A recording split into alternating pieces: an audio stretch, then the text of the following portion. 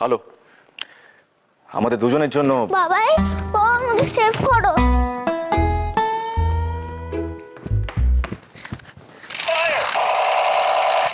ইচ্ছে, পুলিশ কিন্তু তোমার পিছনেই আছে।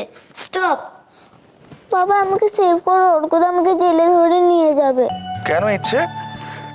তুমি কি করেছো? তোমাকে জেলে নিয়ে যাবে কেন অর্কদা? আমি বড় বেবি থেকে লিপস্টিক নিয়েছিলাম তো তাই। তুই তো ওটা মাকে না বলে নিয়েছিস, সেটা বলছো তো আমাকে। ভেরি ব্যাড ইচ্ছে। তুমি বড় পেপে লিপস্টিক নিয়েছো কেন? ওটা দিয়ে তুমি কি করবে? মার জন্য নিয়েছিলাম। বড় পিপি আর ছোট পিপির তো অনেক সাজার জিনিস আছে, মার তো একটাও নেই সাজার জিনিস। তুমি মাকে তো কিচ্ছু কিনে দাও না, মার কষ্ট হয় না? ঠিকই তো বলেছে, ওইটুকুনি মেয়ে সেও বোঝে। আর তুই কি রে ছোটদা? ছুটকি, একদম চুপ, চুপ করে থাক তুই। তুমি যাও, লিপস্টিকটা নিয়ে আসবে আর এক্ষুনি সেটা অর্কদা হাতে দেবে। যাও। অর্ক,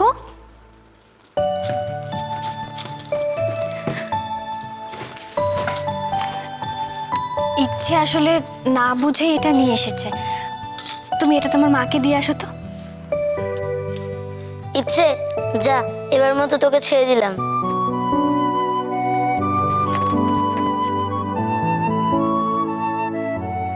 ইচ্ছে, তোমাকে আমি বারণ করেছিলাম না কারোর কোনো জিনিস না বলে কখনো ধরতে নেই? সরি বাবাই। তাহলে লোকে কি বলে জানো? ব্যাড গার্ল বলে। প্রমিস করো আর কখনো এরকম কাজ করবে না।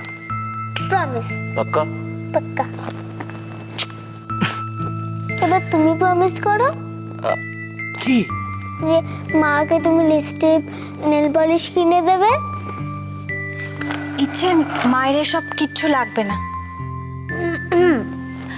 তুমি না বললে তো হবে না ছোট বৌদি।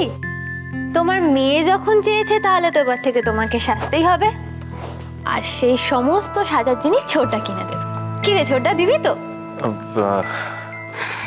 সত্যি ছুটকি, তুমিও না মাঝে মাঝে ইচ্ছের মতন কথা বলো।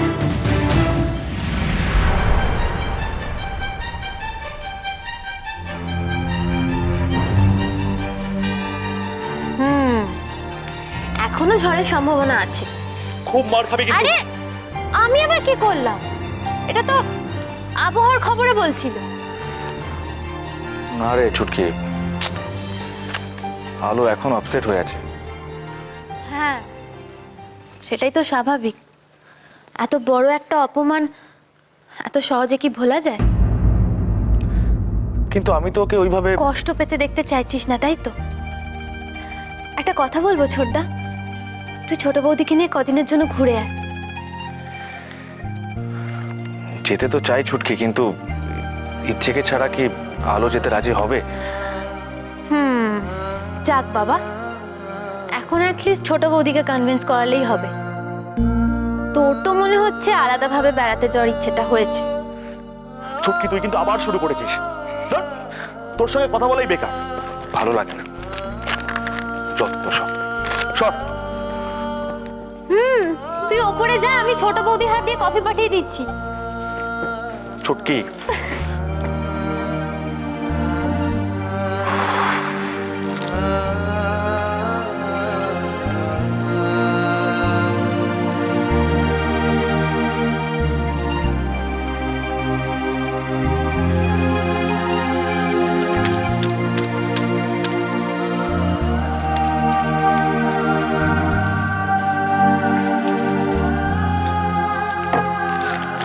হ্যালো,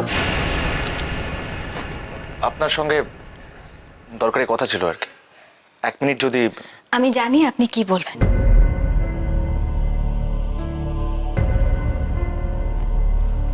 কেন আপনি বারবার একই কথা বলেন সৌরভ?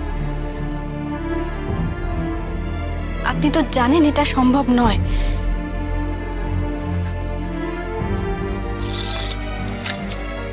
আমি শুধু ইচ্ছের মা ছাড়া আর কোনো সম্পর্কে জড়াতে চাই না। আপনার যদি তাতে কোনো অসুবিধা হয় আমাকে বলুন, আমাদের সম্পর্কটা নিয়ে নতুন করে চিন্তা ভাবনা করতে হবে। দেখুন, আমি কিন্তু। আমি আর কোনো কথা শুনতে চাই না সৌরভ। আমি মনে প্রাণে বিশ্বাস করি বিয়ে একবারই হয়।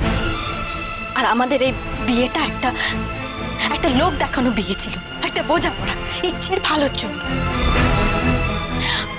আপনি এই সামান্য কথাটা জানতেন, তা সত্ত্বেও এটাকে এত জটিল করে।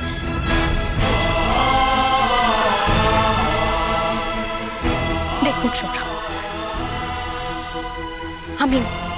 আমি আশা করব যে আমাদের বিয়েটা নিয়ে আর নতুন কিছু ভাববেন না, এতে আমি খুব অস্বস্তিতে পড়ে যাই।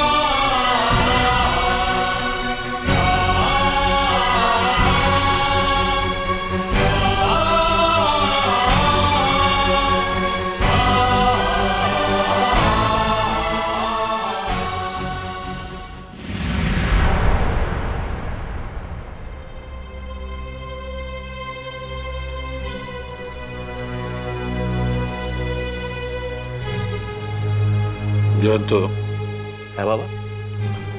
ইন্দু কি হার ব্যবহারে লেগা ছোট বৌমার কাছে ক্ষমা চাইছে? না মানে বাবা, আপনি তো আপনার মেয়েকে চেনেনি। আসলে ও ভেতরে খুবই কষ্ট পাচ্ছে, কিন্তু মুখে কিছুতেই সরি বলবে না। অপমানকরণের বেলায় তো অত শত ভাবে না, তখন তো খড়খড় করে মুখ চলে। তাহলে ক্ষমা চাওয়ানোর বেলায় এত জড়তা কেন? দেখুন বাবা, আমি তো ওকে আমি অত শত শুনুন না, ওরে কবা ছোট বৌমার লগে যেন কথা কয়ে নেয়।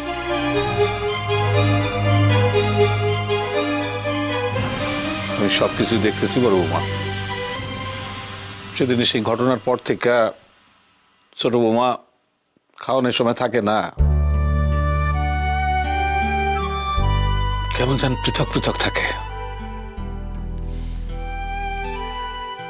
ছোট গোগা, তুই একটু দেখিস, হালোর মনে দুঃখ হয়েছে, ওর লগে কথা কইয়া যেমন করে পারিস ওর মুখে হাসি ফোটাস।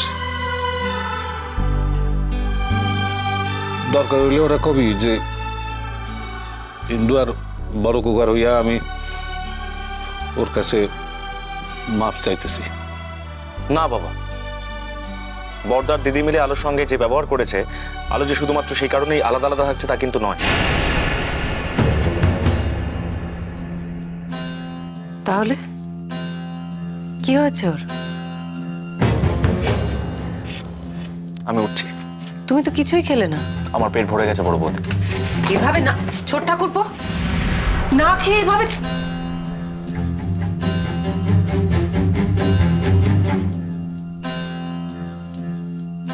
কি হইল বড় বৌমা? আমি তো কিছুই বুঝতে পারছি না বাবা। আমার কেন জানি না মনে হচ্ছে ওই ঘটনাটা নিয়ে দুজনের মধ্যে মন কষাকষি চলছে। সব দোষ ওই ইন্দু আর বড় খোকা। ওই দুজন হইল আমাকে সংসারের অশান্তির শিকড়। আমার খুব ভয় করছে বাবা, আলো আর ছোট ঠাকুরপোর সম্পর্কটা নষ্ট না হয়। না না, যেমন করে পারো ছোট বৌমারে বোঝাও, ওরা বোঝাও যে ও যেন ছোট কোকার উপর অভিমান না করে।